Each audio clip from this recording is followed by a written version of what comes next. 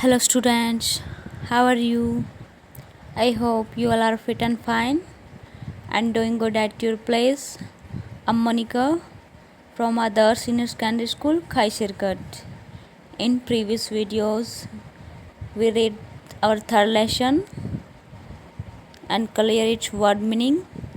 And today we start its multiple choice question and other questions. Okay, students, are you ready for this? Now we start. Our first question is, the word dwindling means becoming. जो word इस lesson में use हुआ है dwindling, तो इसका mean हमें यहाँ पे बताना है चारों ऑप्शन में से. Option A is increasing, option B is decreasing, option C is red, option D is important. dwindling means decreasing anything that is less than before, लगातार कम होना. ठीक है. Next is question second, the narrator new that the request was. तो इसमें जो आगे क्या कह रहा है, जो नरेटर कौन होता है, कहानी को कहने वाला. तो यहाँ पे नरेटर कौन है इस थर्ड लेसन की, Yulia Dromina is the narrator of third lesson. जो नरेटर है knew that the request was, जो नरेटर जानती है कि रिक्वेस्ट क्या है. First is unreachable, second is not valid, option C is not needed and option D is not unreachable. जो narrator है वो जानती है कि जो रिक्वेस्ट, जो ओल्ड वोमन जो रिक्वेस्ट करी है वह क्या है, बिना किसी रीजन के रिक्वेस्ट नहीं करे, कि इसके पीछे कोई ना कोई तो रीजन है. तो correct option is D, not unreachable. Third question, the soldiers felt that the narrator was. जो वहाँ पे सोल्जर्स थे उन्होंने जो नरेटर के प्रति क्या फील किया. Option A is sensitive, option B is rude, option C is heartless, option D is caring. Correct answer is heartless. उन्होंने उसको क्या सोचा था, heartless. Okay. Question fourth is the incident happened in blank season.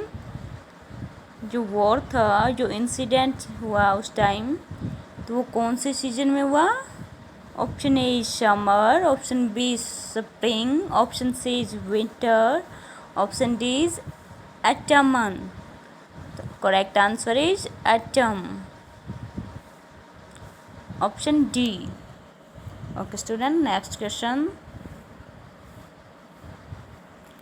Question number 5, the nurse was reluctant to treat the hun because she blank. तो इसमें क्या है, जो नर्स है वो जो हन है उसका ट्रीटमेंट क्यों नहीं करना चाहती, उसके ट्रीटमेंट से वो संतुष्ट क्यों नहीं थी उसी टाइम. तो ये हमें बताना है. ठीक है. Option A is did not want to do so, option B is felt that pen was the privilege of women, option C was short of benches, option D was stopped by the soldiers. Correct answer is option C was short of benches. जो पट्टियाँ थी बहुत कम रही थी, इसलिए वह उसका जो हन का ट्रीटमेंट नहीं करना चाहती थी. Option C is correct. Next question, read the lesson again and write the main idea of the story in about 50 word. तो यहाँ पे 50 वर्ड्स में हमें क्या राइट करना है, इसका मेन आइडिया राइट करना है. ठीक है. इस लेसन से हमें क्या मैसेज मिलता है वो. इस आंसर में क्या राइट करोगे. From this lesson, we get the message that we should show kindness to every creature. The soldiers have pity for him in spite of war. It shows that war cannot end kindness. तो इससे जो lesson है third carrying, इससे हमें क्या message मिलता है?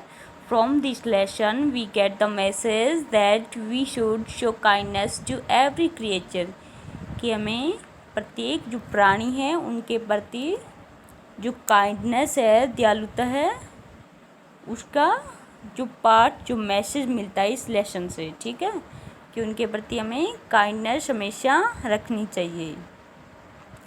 The soldiers have pity for Han in spite of war. जो वहाँ पे soldiers थे वो भी pity means Daya for Han.